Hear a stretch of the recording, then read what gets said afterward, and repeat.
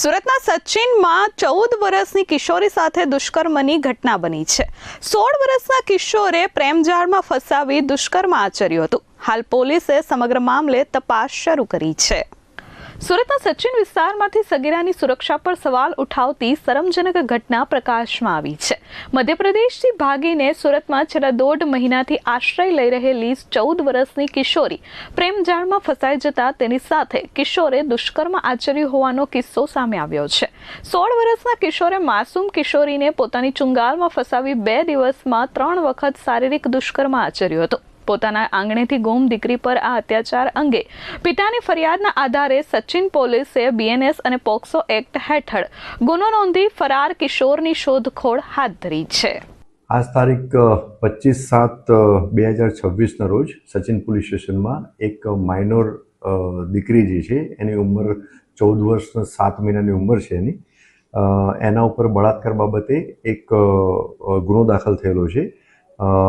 BNS ની વિવિધ કલમો અને પોક્સો એક્ટ હેઠળ આ ગુનાના ફરિયાદી જે છે એ વિક્ટિમ જે માઇનોર દીકરી જે છે એના ફાધર જે છે એ ફરિયાદી છે અને જે ગુનો દાખલ થયેલો છે એ કાયદાના સંઘર્ષમાં આવેલ કિશોરના વિરુદ્ધમાં ગુનો દાખલ થયેલો છે. એની ઉંમર આશરે 16 વર્ષની ઉંમર છે. આ મૂળ જે ફરિયાદી એ પરિવાર સાથે મધ્યપ્રદેશમાં રહેતા હતા અને એમની દીકરી ત્યાંથી મધ્યપ્રદેશમાંથી બીજા એક વ્યક્તિના સંપર્કમાં આવેલી હતી અને એના કહેવાથી મધ્યપ્રદેશ એમના ઘરેથી સચિન વિસ્તારમાં આવી ગયેલી હતી અને છેલ્લા લગભગ 1.5-2 મહિનાથી સચિન વિસ્તારમાં રહેતી હતી.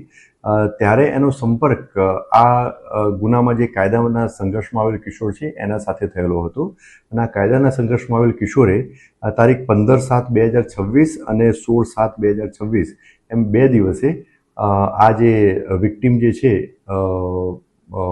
માઇનોર દીકરી એની ઉપર એને 3 વખત બળાત્કાર ગુજાર્યો હતો. ગુનાની હાલ તપાસ ચાલુ છે અને કાયદાના સંઘર્ષમાં આવેલ કિશોરની તપાસ કરતાં એ મળી આવેલ નથી. એની શોધખોળ કરી મળી આવેથી એને તાબામાં લઈ અને આગળની કાયદેસરની કાર્યવાહી હાથ ધરવામાં આવશે. મેં આપણે જણાવ્યું એમ કે દીકરી જે છે એ 14 વર્ષ અને 7 મહિના એની ઉંમર છે અને એના ઘરેથી ત્યાંથી નીકળી ગઈ.